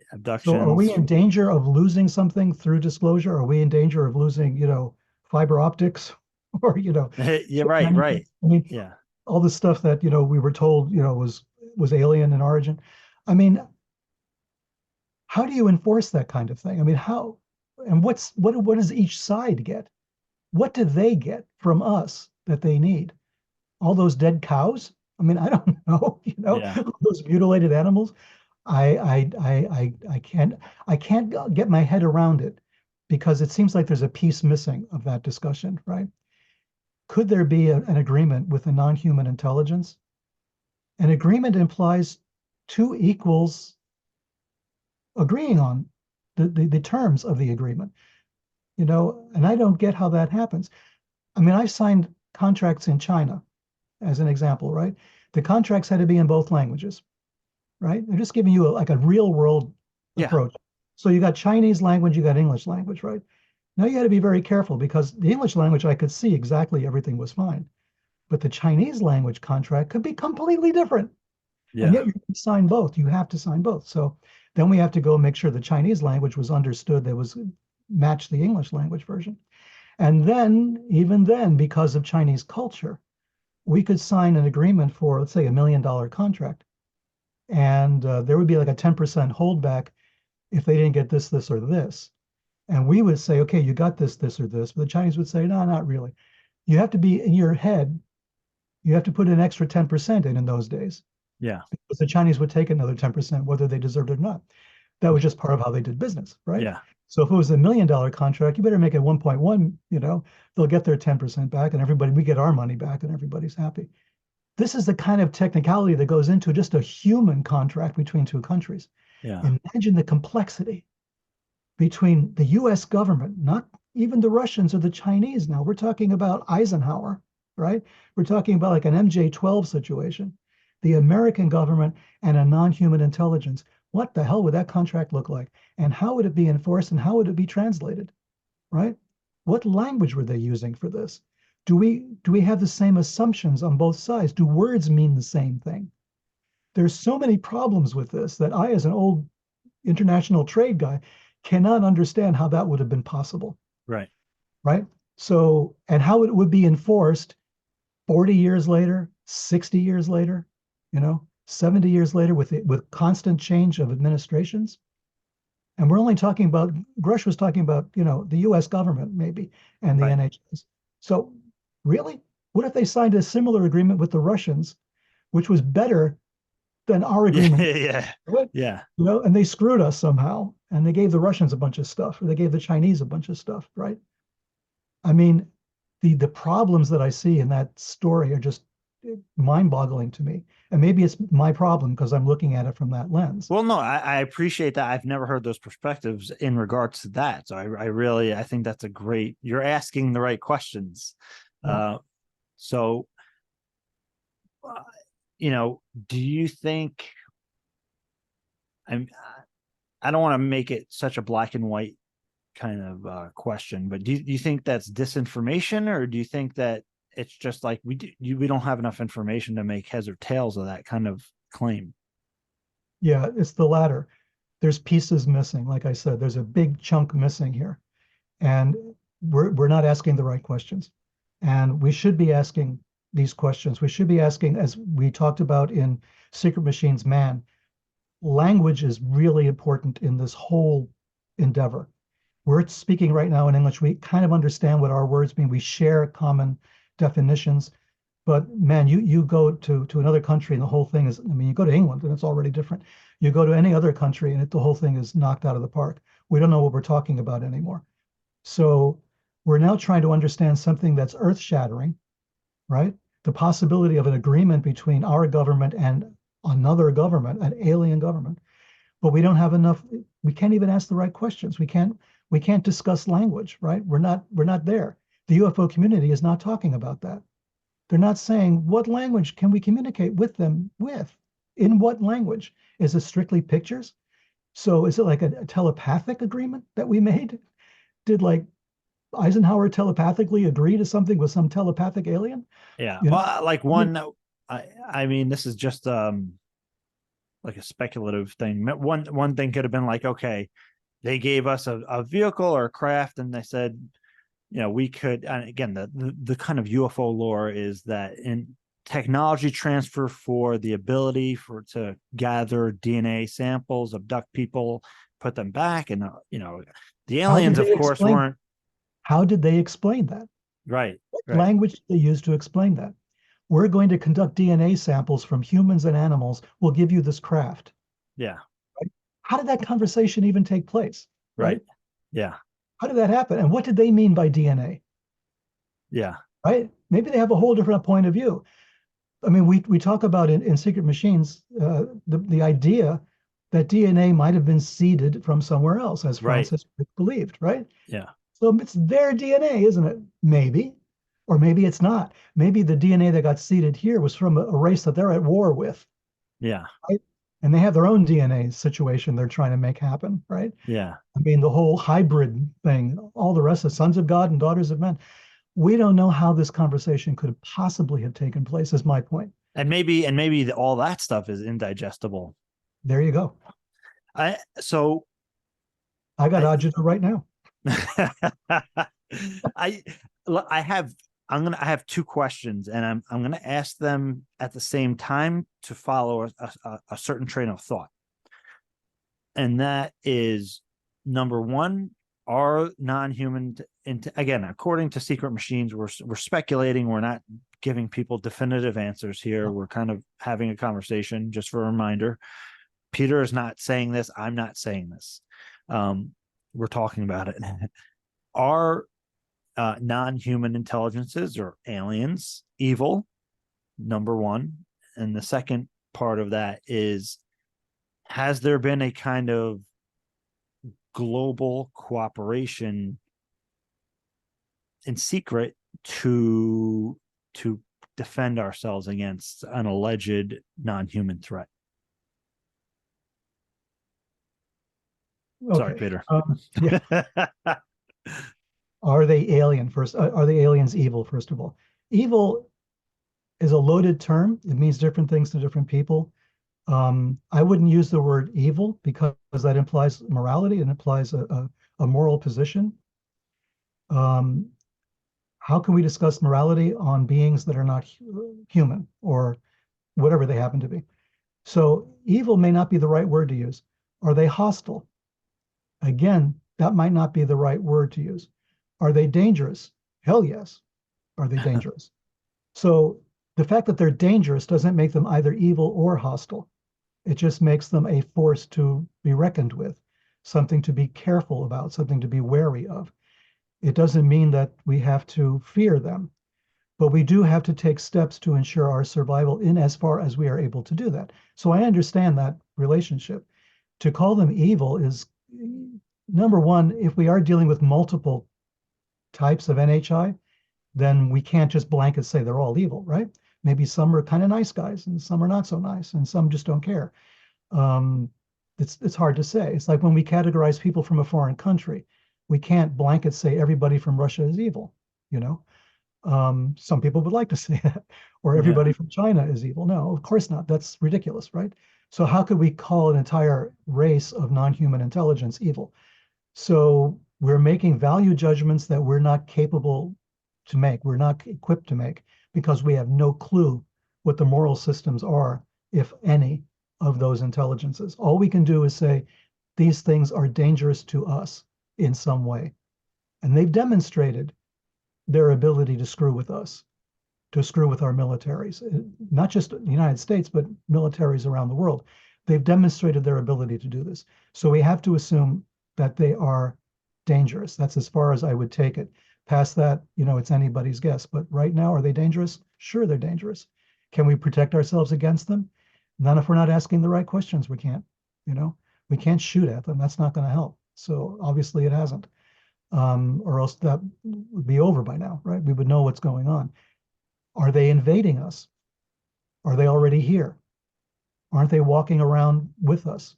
As Timothy Good, when I met him, used to say, they're here. You can see them. You can ask to see them.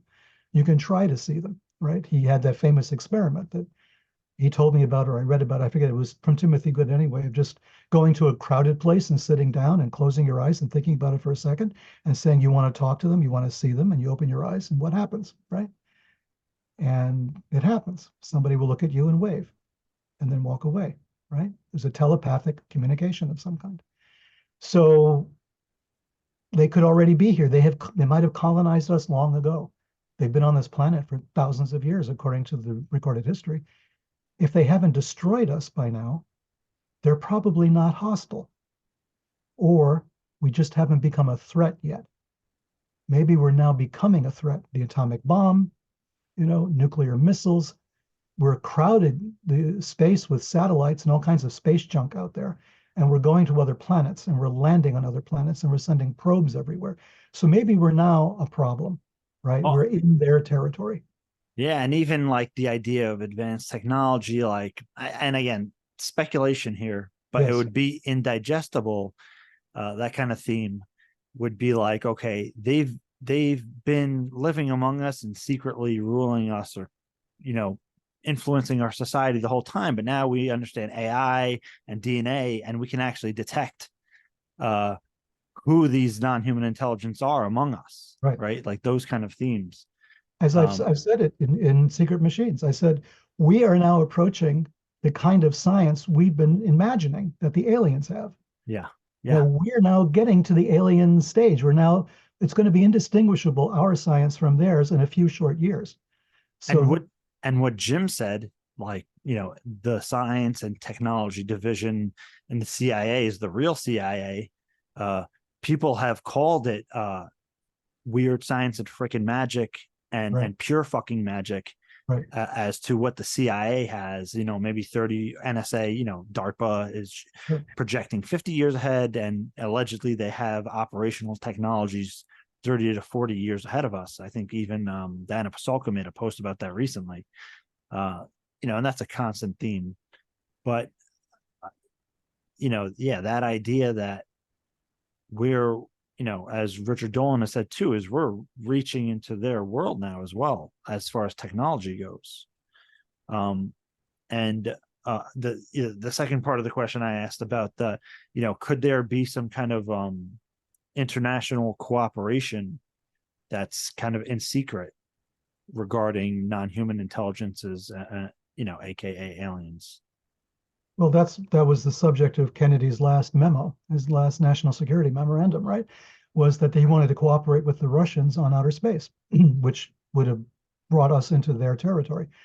The idea that he wanted to do that doesn't mean it actually took place.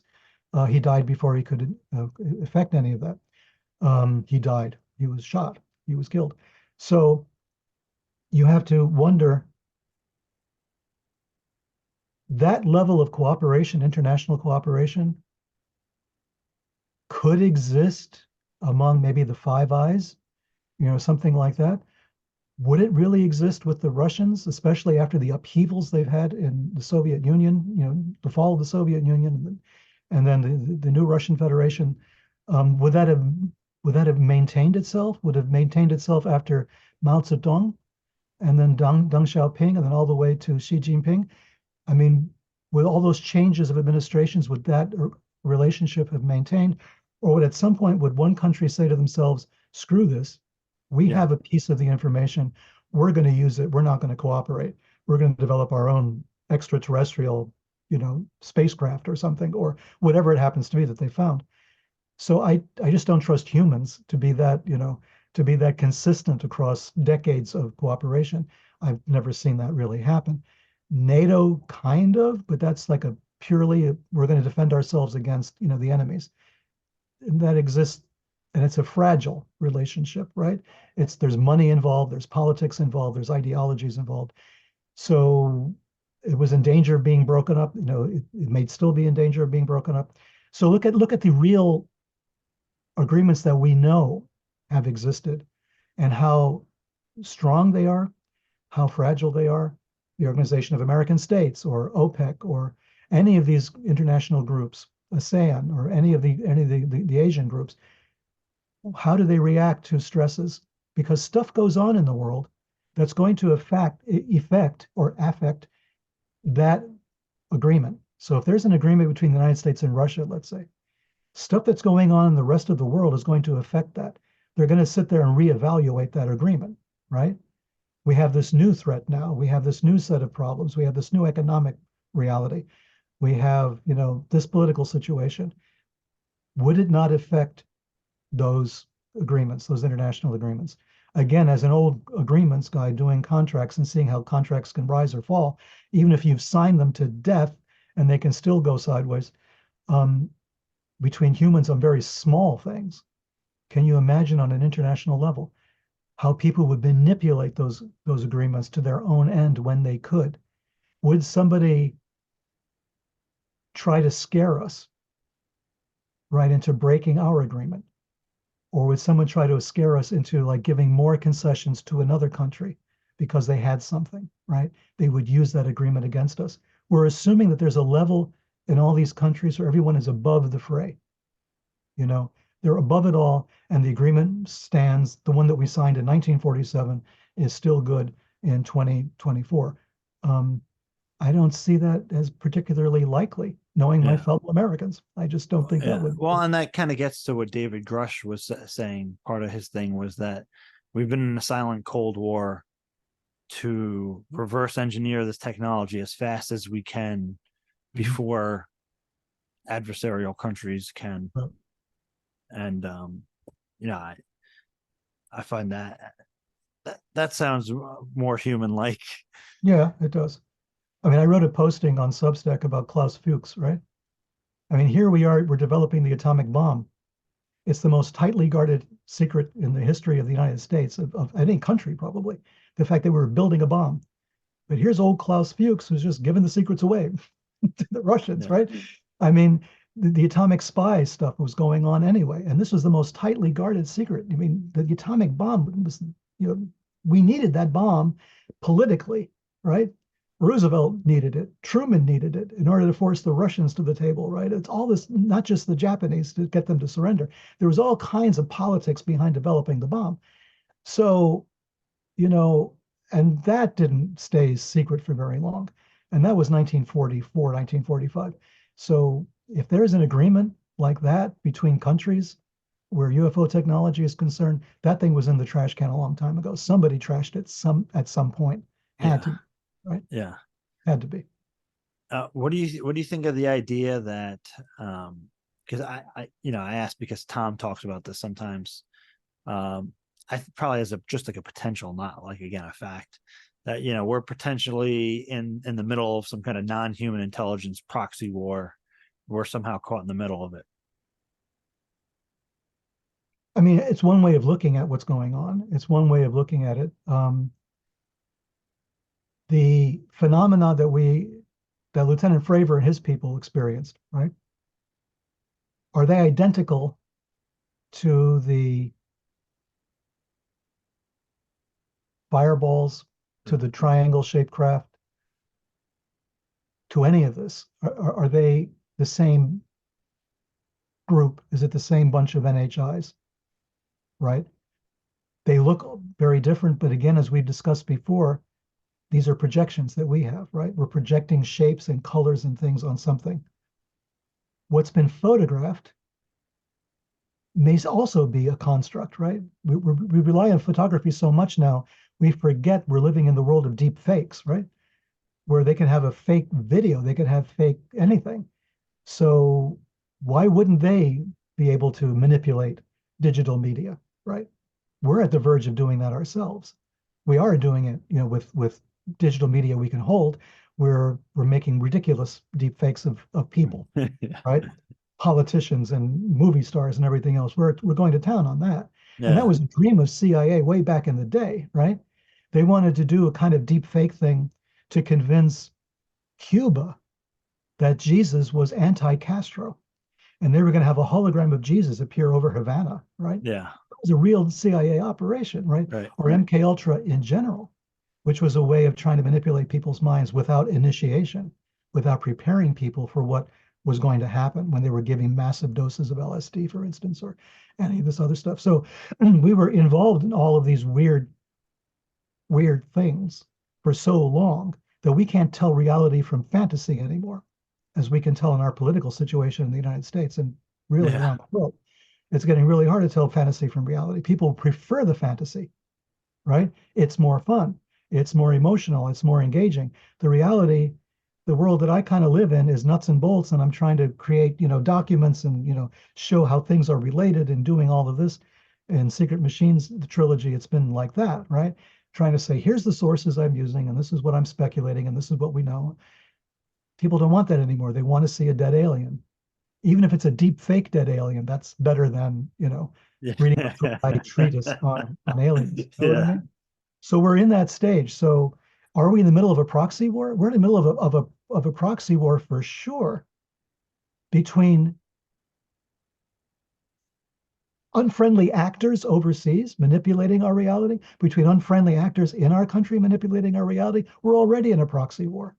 We're already seeing things that aren't true. We're already seeing videos that are not true. We're getting statements from people that are palpably false. We're getting all kinds of things that don't make any sense. And that's been going on now for a number of years. Throw an alien into the mix, right? Yeah. Throw an alien back there saying, damn, this internet stuff is cool. All we have to do is put an image in here. It'll multiply like crazy. It'll go viral, and everyone's going to believe it.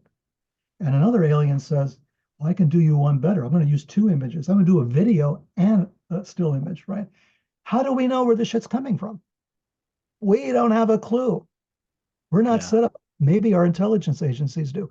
But we, as normal human beings living with the fallout from this, we have no way to tell unless we devote our lives to decrypting everything and finding out everybody's IP address and where all this stuff was uploaded using a VPN someplace in Macedonia, right? We don't know our own reality yet.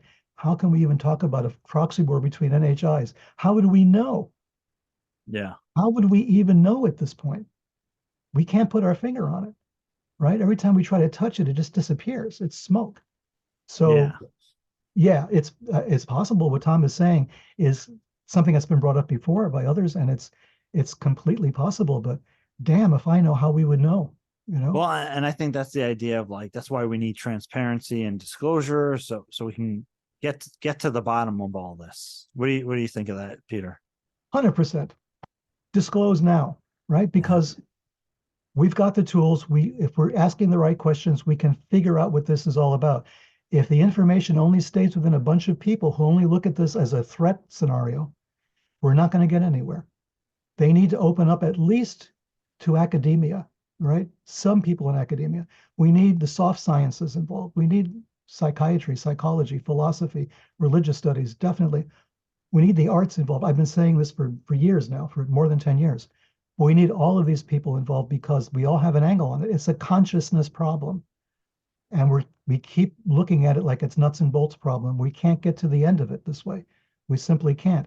We're dealing with too much fantasy right now, and the disclosure could help, but something tangible, something real. Don't worry that we're going to go freaking nuts, and because it's the end of the world, or it's going to create a problem for religion. Are you kidding me? Do you know what problems we have right now with religion? We've got a major schism getting ready to take place in the Catholic Church, right? They just excommunicated this guy, an archbishop, who believes that Freemasons are running the world. Okay, he thinks the current pope is not legitimate pope, and he was the papal nuncio to the United States at one point. This guy, so he's not like some weird little cleric in a chapel somewhere. This is a guy who has a lot of visibility. That church is getting ready to fracture and fall apart over Vatican II, the Latin Mass, gay people marrying and all the rest of it. It's on the verge of an explosion over there, right? Maybe amidst all that, we need aliens. Yeah, well, it would help. It couldn't hurt, as Mel Brooks would say. It couldn't hurt. Um, Well, yeah, and that brings me to a question that, I mean, from your perspective, do you see disclosure as detrimental or something that's a potential opportunity? Because Jim, he seems a little kind of torn on the issue, right? He sees Yeah. it from the IC perspective, but there's Sure. also the experiencer part of him that says, like, damn Sure. shit, everybody should know about this. I Sure. Of experience it. course. It's real. It's part of our reality. So where do you fall on that, in that, you know, but disclosure as a potential destabilizing factor, or something that's an opportunity for us to, you know, improve? I don't think we've been, in my lifetime, I think we're the most destabilized we've been. Not just the United States. I mean, general speaking, the world. The world is not very stable right now. There's two major forces fighting for control, and I think that this is going to continue for a while. No matter what happens, it's going to go on like this for a while. So I think to destabilize it, yes, it's a monkey wrench into the works for sure if it's handled the wrong way. We could have disclosure in stages, the way people have claimed it's been taking place anyway, a Right. limited kind of staged disclosure. I think what's happened since 2017 has been that it's kind of hit a snag right now. But I think we need another drop. We need another drop of information, right? We need another something that we can hang our hat on because we are able, I think we're sophisticated enough, or there's enough of us out there who are sophisticated enough to take this information and maybe answer some questions, solve some of these problems in a constructive way. We're just not being given what they know. The problem is they may not know very much. And this is what really concerns me the most, is what they're trying to hide may not be very much, may only be part of the problem and not really to reveal the whole thing. It's not like a major reveal. It's going to be maybe just a piece of something, but at least something that we can work with, right? We can begin this digestive process on the indigestible if you give us something to work with. And they're not really doing that, right? They did it with the Fravor material on the Hornets and everything else. We've got a bit of that, right? But no one's running with it, you know? They're saying, well, we don't know. Well, maybe it's not true, or maybe it's this. Maybe this video was wrong. There's all kinds of debunkers out there. It's making me nuts. But like I said, the essential questions aren't being asked. How did they know to be at the CAP before the other jets got there? That's the key question to me. That's fundamental to the whole thing, right?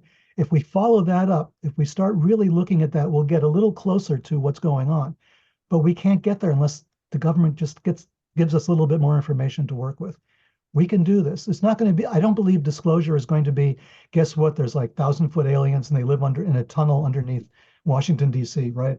And they're pulling the strings and they smell really bad, and as you would expect because they're underground for so long. I don't think it's going to be like that. I don't think it's going to be Klaatu. I think it's going to be, disclosure is going to be something that we can handle. It might be earth shaking in its implications, but you know what's going to happen? We've got all these pundits, and each one's going to get a hold of that piece of disclosure and define it in a different way. It's the blind men and the elephant again, right? And they're all going to go after the elephant, and they're all going to describe it their own way. It's not going to be an easy answer.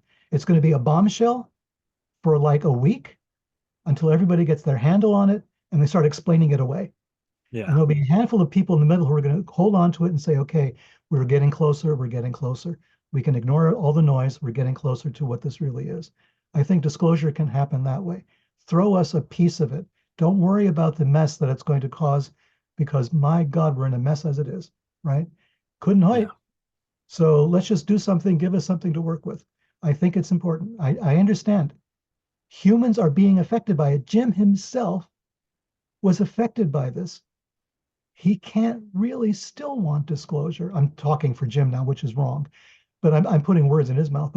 And he does want disclosure on the one hand, on the other hand, he doesn't, because he knows how dangerous it's going to be. But Jim, if you're listening, what if it happens to your neighbors, right? What if it happens to the people across the street? What if it happens to me or to Tom, right? And it freaks us out, and people start going nuts. They lose their mind or whatever. They can't handle it as well as you did, right? As well as Whitley did, for instance, or as some of the other contactees have handled it as well as they possibly could. What if it becomes an epidemic of people doing this? Are we going to wait that long before we have disclosure? Or shouldn't we have some kind of disclosure now? It doesn't have to be 100%.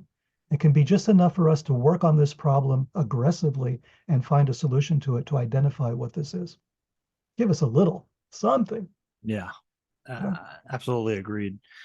And yeah, this is probably too big a question, but what other elements of the book War did we not discuss? What elements did we not discuss? Wow. Start. Let me pull up. No, I'm going to pull up. I just want to look at something for a second. I've got the table of contents. Let me see. Yeah, because I'm sure that James is trying to break into my computer right now. Hold on a second. God, this thing is okay. Okay. Yeah. All right. Um, okay, that's good. You're reading it off my glasses. Um, Tom's gonna be pissed. yeah. Okay. Okay, a couple of things. Um, Because I want people to get an idea of yeah, we of course there was a lot of discussion here, yeah, but it's because the book is coming out September 17th, and I'm going to put links to the Stars website and to the Amazon so people can pre-order the book as appreciate I it. did. Well, we start off talking with um, the turn of the century, 19th to 20th century, right? The idea of the airships, right? Why did they look like that? Why did people have these experiences? How come they didn't see flying saucers, right? How come they saw airships? And we start from there saying this is part of it. If you were running a psychological warfare campaign, you would do something like that. You would make something that people found kind of familiar, like 50% familiar, and 50% totally absurd. So you have a ship. We understand what ships look like. They have sails and masts and they have all of this, but they're floating in the air. And they have an anchor and they drop the anchor to the earth, right? So all this is going on. So these experiences are they screen memories? And Whitley sometimes calls them screen memories. Are they, projections onto something that we don't otherwise know how to describe? So we describe ships floating in the air. And the first few people that saw the ships said they were like ships. And then everybody else started seeing ships. Like the first, Kenneth Arnold he didn't actually see saucers. He saw basically, the Nazi version of the Horton, craft flying, but he said like saucers skipping across the water. So everybody started seeing saucers. They were actually there, right? They didn't imagine what they saw. They imagined what it looked like. They saw something. It affected their consciousness. They saw something in the air, and their vision was, okay, it's a flying saucer, right? Whereas before it was a ship with masts, floating through the air with an anchor, right? I mean, all this impossible stuff. So we start with the steampunk idea, right? The sort of the turn of the century idea of the steampunk. I call it Steampunk Dreams is the name of the first chapter. Oops, I let it slip. And so that starts the conversation going. What are we talking about, and how was this a threat? Because it came from the Western United States right across the United States and all the way into Europe. And it followed a line. Like they didn't automatically see it in Europe as we were seeing it in the United States. These things seemed to float from one end of the States to the other, bang, bang, bang. People were seeing them in a straight line and then all the way into Europe, right? And this is happening around the same time that H.G. Wells is publishing War of the Worlds, right? So we start to link these things together in the first chapter. We start to describe it. I'm not going to give too much away, but so we do that. And one of the chapters is to get you guys ready for it is entitled 1952. That's just the name of the chapter. Okay. You can imagine what we Yeah. talk about in 1952. Yeah. But I really think 1952 was a watershed more than 1947. For me, 52 was like the year when it all went to weird shit. The fantasy became a reality and people didn't know how to handle it. And the guys who were involved in the 1952 cover up of it and the press conferences were linked back to 1947 and Roswell. So I mean, those things were connected. And then I start to expand more and more on that theme to show how culture and media and all of us were talking about there's a threat from the Soviet Union, there's the Iron Curtain stuff going on, there's China, so-called Red China, there's the Korean War had just started, right, in 1950. So we're in the throes of all of this stuff. And then we have 1952 airship sighting, the UFO sightings in Washington, D.C. So now we're talking about really the military is involved, the intelligence community is involved, and where do we go from there? So that gives you a bit of an introduction to what's happening. We And talk about colonialism. We talk about the importance of understanding how countries are colonized, not just from the point of view of the person being colonized, but from the point of view of the person doing the colonizing. We insist that we need to know more about those experiences to prepare us for what may be happening. It may have already taken place, it may be in the process of happening, or it may happen next year or a week from now. So the idea is to pay attention to the idea of colonization with all that it means. Take away the political, stuff that everybody wants to fight over. Let's just talk about the actual experience of a totally alien culture showing up in your country with different race, different languages, different tools, different technology, different religion, different viewpoint of the world. And now they're in front of you. They're on your doorstep saying, could you please move out of the way? Right? How do we deal with that? What is that function? And how do you maintain your identity in the face of that? And this is not, me being knee-jerk liberal about this or something, or being a progressivist, Democrat about it. I'm saying this is a real question that we have to have answered because we may be in the process of undergoing this now, or we may have to undergo it in the near future. So how do we deal with it? Let's go and re-examine ourselves. As Sekret Machines has always been about, let's look at ourselves to answer these questions about the other. If we don't know who the hell we are, how the hell do we understand who they are? We need more information. We need to understand ourselves more deeply before we can understand them. And isn't that the goal of magic that we've been talking about also, and spiritual initiation, right? We need it now for the whole planet, in a sense. global self-realization. There you go. Easy. That Easy. just give us disclosure and it's going to happen. There you go. Do you have a favorite chapter?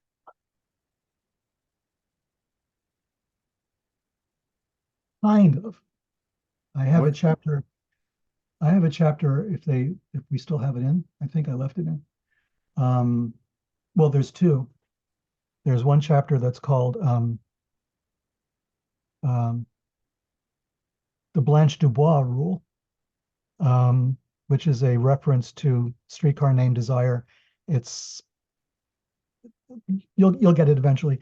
And there's one chapter called The Alien in the Panopticon. The Alien in the Panopticon, which I wrote. I think that was one of the first chapters I ever wrote of this entire series. Okay, wow.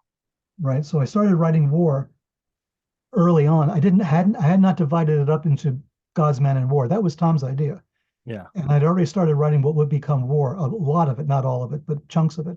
When we decided, okay, let's change this to God's Man and War, divide it up into those easy, groups instead of making this narrative that just goes on forever. So the Alien and Panopticon, that's there's references to French, postmodernism and everything else briefly. But the Panopticon was this concept of the 19th century, I believe, where the ideal prison would be this tower, right, in the middle. And then you would have the cells arranged in a circle, like an arena around the center pillar. And the warden of the prison would live in this center pillar. He could see into every single cell from where he was, but people in the cells could not see each other. They could just see that pillar in the middle where the warden was. That was the panopticon, right? That was a method of like controlling a population. It could be an asylum. It could be a kind of hospital. It could be a prison, right? So the panopticon became this thing. Michel Foucault wrote about it. And people wrote about it.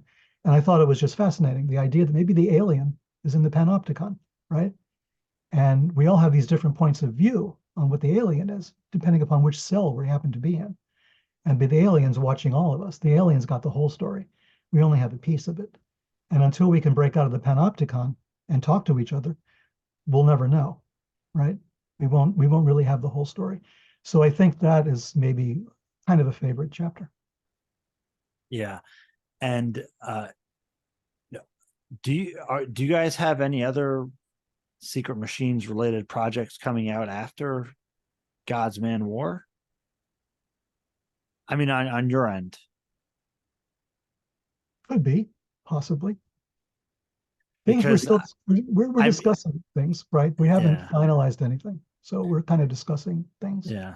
Because all these years I had, Gods came out, and I'm like, okay, I can't wait for Man to come out, and then Right. it was the long wait for War, the most Yeah. highly anticipated volume I think of the whole series, and and now it's like, holy shit, it's coming out. What do I have to look forward to next, Peter? Well, the thing with war is things changed so quickly after December 2017 with the New York Yeah, Times article yeah, that we're looking at war thinking, oh, now what are we going to do? Right. Now it's like there, you know? yeah, So how do we digest this, right? How do we back and forth on it. I was back and forth on it. I'm rewriting chapters. I'm thinking, okay, I got to do this now. I got to do that now. It was making me nuts because no matter when we put it out, it was not going to be as timely as we wanted it to be, right? Even now, but we think there's some space now to do this. yeah, The Grush thing is behind us, kind of, Arrow is behind us, kind of. All this stuff is there. They're still fighting all this stuff, but it's there. Now we can do war and maybe bring this conversation to a different stage, to a different level. But yeah, after that, I mean, I'm still writing. I've always been, right? So that's not going to stop. And there's more projects we've been discussing, more related projects. So I can't talk about that now, obviously, but nothing has been written in stone, but we're still talking about stuff, to yeah, do after Sekret Machines. yeah. So, but I If think the it has, trilogy is done, I think, I hope. yeah, yeah. If it's not written in stone, there are no tablets, right? Right. Yeah. No, Yeah. Yeah. dad joke. Yeah.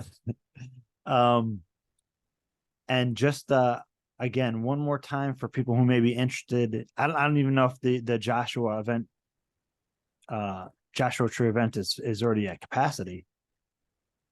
Uh, Uh, I I don't think so. I think there's a few spots left. I mean, I don't have the latest numbers. okay. After this, I it think probably it's won't be, but just for people interested, when is that event taking place? Yeah, it's in February. I don't have the date in front of Yeah, me. It's like February. February Yeah, like 17th or something, some late in February at Joshua Tree. You can find out about it on my Facebook account. It's there. I think I've tweeted about it. Um, Marco Visconti, of course, Marco is the guy who's really arranging all of this. He's the one who actually convinced me to do this. I have not given classes in person in something like 40 years. So wow. this will be a new one for me. So he actually convinced me to go and do this. So look up Marco Visconti. Just look at my Facebook account. I posted about it. You'll just have to scroll down to find it, or I'll repost it again since we're talking about it. It's called Stairway to Heaven. It takes place in February next year at Joshua Tree, and it's like a 5-day event. It goes on for a while. So there'll Yeah, be different types of things. We'll discuss a lot of stuff. There'll be a lot of discussion. It's based loosely on my book Stairway to Heaven, but that's just like an introduction to it. We're going to be doing a lot more in-depth stuff at this event, and it's kind of cool that it's where Contact in the Desert usually takes place. So in that neighborhood, yeah, so it's got that vibe. And probably they're telling me that I should be reading excerpts from my book Starry Wisdom, which has references to Joshua Tree and Contact in the Desert in it, volume 3 of that Lovecraft trilogy that I wrote, the novels.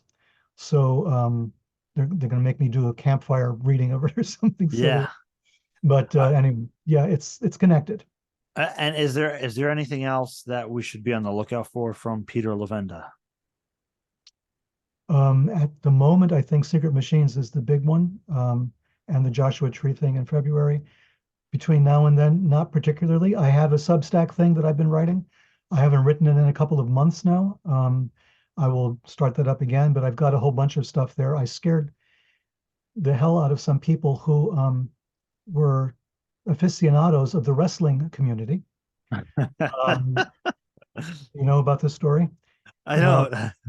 well, they didn't understand it. They freaked out because one of my posts is about a guy called Antonino Rocca. And Antonino Rocca was a famous wrestler back in the day. We're talking the 60s, 50s, and 60s. And I met him on a number of occasions when I was involved with the weird churches back in the 60s. It's a long story, but I talk about it on the Substack thing. Yeah. And I talk about how he, told me, and told the people that I was, at Brotherhood Synagogue in New York. He said that he was a CIA agent, that he was running agents into Lebanon, from Israel, and that he was, helping to smuggle phantom jets into Israel that were not like legally given to them. They were sold to another country. It was a third party deal, and he got them into. He was doing all this stuff. He had people killed out from under him. He told all these stories. So, I recounted this. And then I recounted the fact that I think it's in the story that I tried to find out a couple of years later. I was trying to locate him through one of these celebrity search things, and they refused to cooperate. I thought, well, that's weird. And then a few years later, he died. So I talked all about this and the fact that he was in a movie with Brooke Shields. Anthony Rocca had a bit part in Brooke Shields' first film, which was about like a satanic cult in Patterson, New Jersey, Yeah. like a weird serial killer. And she was like a kid in this film, right? And Antonio Rocca was the undertaker and the coroner in this thing. So I'm just writing about this, like, whatever. The wrestling people got so excited. They said, we didn't know what happened to Antonio Rocca. He dropped out of sight. We don't know why. And now we find out from this guy, this nobody, me, that he was in CIA all this time, right? And they did podcasts about it and everything else. They went nuts over this thing. Antonio Rocca was in the CIA and he was like Yeah. an agent and killing people and stuff. And so that was fun. So a lot of little nuggets in the Substack articles. So you might find things that you would not expect to find. So Yeah. I talk Well, about my background. yeah. Thank you so much for coming on, Peter. And My thank you for pleasure. writing the Gods, Man, and War series You with bet. Tom and Sekret Machines. I always say that, you're a very brilliant mind in this field. I love hearing your insights and perspectives. I always learn something, see something a different way after speaking to you regarding the Appreciate it. phenomenon and everything else.